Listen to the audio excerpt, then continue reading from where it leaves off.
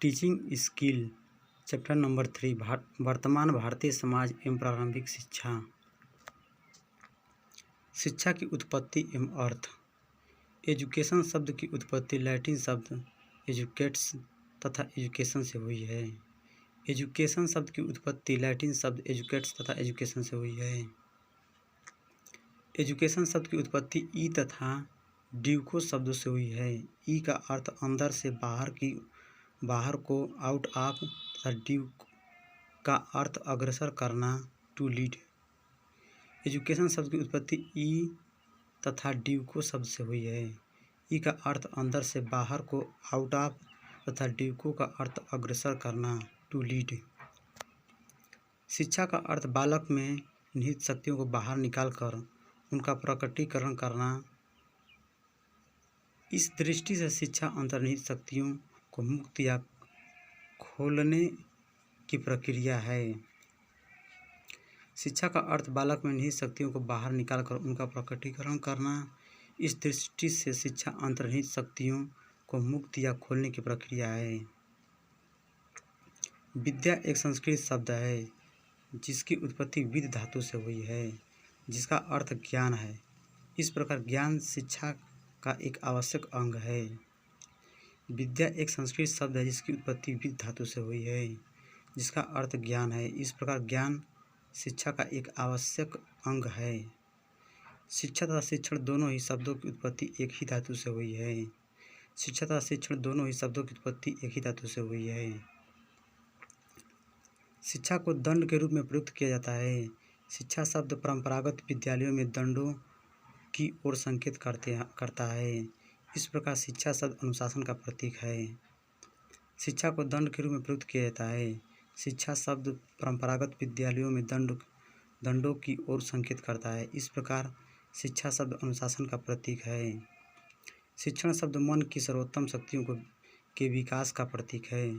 शिक्षण शब्द मन की सर्वोत्तम शक्तियों के विकास का प्रतीक है। शिक्षा मनुष्य के विकास की पूर्णता की अभिव्यक्ति है, जो व्यक्ति को स्वयं को पहचानने की तथा अपनी शक्तियों की क्षमता का विकास करती है। शिक्षा व्यक्ति के आंतरिक गुणों को प्रखर करके उनकी अंतर्निहित शक्तियों को विकसित करती है। शिक्षा मनुष्य के विकास की पूर्णता की अभिव्यक्ति है, जो व्यक्ति को स्वयं को पहचानने की तथा अपनी शक्तियों की क्षमता का विकास करती है। शिक्षा व्यक्ति के आंतरिक गुणों को प्रखर करके उनकी अंतर्निहित शक्तियों को विकसित करती है। भारतीय समाज में शिक्षा को विद्या या ज्ञान के रूप में स्थापित करना है।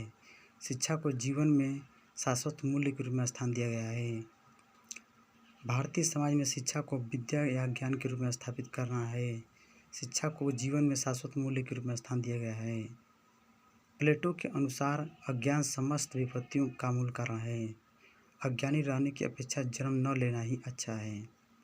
प्लेटो के अनुसार अज्ञान समस्त विपत्तियों का मूल कारण है। अज्ञानी रहने की अपेक्षा जन्म न लेना ही अच्छा है। महर्षि वेदव्यास के अनुसार ज्ञान जीवन के सत्य का दिग्दर्शन ही नहीं कराता, परंतु वह व्यक्ति को बोलना, चलना, व्यवहार करना भी सिखाता है। महर्षि वेदव्यास के अनुसार ज्ञान शिक्षा जीवन के सत्य का दिग्दर्शन ही नहीं कराता, परंतु वह व्यक्ति को बोलना, चलना, व्यवहार करना भी सिखाता है। महर्षि वेदव्यास ने श्रीमद् भागवत गीता में ज्ञान या शिक्षा को संसार का सबसे महत्वपूर्ण एवं पवित्र तत्व बताया है। नहीं ज्ञानेन सदृशम पवित्रमिह विद्यते, अर्थात इस संसार में ज्ञान के समान और कुछ पवित्र है ही नहीं। महर्षि वेदव्यास ने श्रीमद् भागवत गीता में ज्ञान या शिक्षा को संसार का सबसे महत्वपूर्ण एवं पवित्र तत्व बताया है। नहीं ज्ञानेन सदृशम पवित्रमिह विद्यते, अर्थात इस संसार में ज्ञान के समान और कुछ पवित्र है ही नहीं। संकुचित रूप में स्कूली शिक्षा को ही शिक्षा कहते हैं। शिक्षा के इस अर्थ में शिक्षक का मुख्य स्थान होता है तथा बालक का गौड़। ऐसे ज्ञान को प्राप्त करके बालक तोता तो बन जाता है, परंतु उसका सर्वांगीण विकास नहीं हो पाता है। संकुचित रूप में स्कूल शिक्षा को ही शिक्षा कहते हैं। शिक्षा के इस अर्थ में शिक्षक का मुख्य स्थान गौड़ होता है तथा बालक का मुख्य स्थान होता है तथा बालक का गौड़। ऐसे ज्ञान को प्राप्त करके बालक तोता तो बन जाता है, परंतु उसका सर्वांगीण विकास नहीं हो पाता है। व्यापक रूप में शिक्षा का अर्थ बालक के उन सभी अनुभवों से है जिनका प्रभाव उसके ऊपर जन्म से लेकर मृत्यु पर्यंत तक पड़ता है। व्यापक रूप में शिक्षा का अर्थ बालक के उन सभी अनुभवों से है जिनका प्रभाव उसके ऊपर जन्म से लेकर मृत्यु पर्यंत तक पड़ता है। व्यापक अर्थ में शिक्षा वह अनियंत्रित वातावरण है जिसमें बालक अपनी प्रकृति के अनुसार स्वतंत्रतापूर्वक विभिन्न प्रकार के अनुभव प्राप्त करता है तथा विकसित होता है।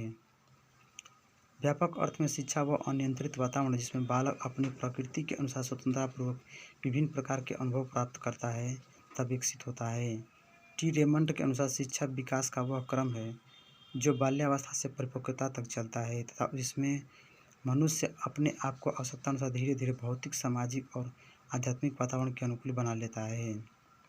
टी रेमंड के अनुसार शिक्षा विकास का वह क्रम है जो बाल्यावस्था से परिपक्वता तक चलता है तथा जिसमें मनुष्य अपने आप को आवश्यकतानुसार धीरे धीरे भौतिक, सामाजिक और आध्यात्मिक वातावरण के अनुकूल बना लेता है।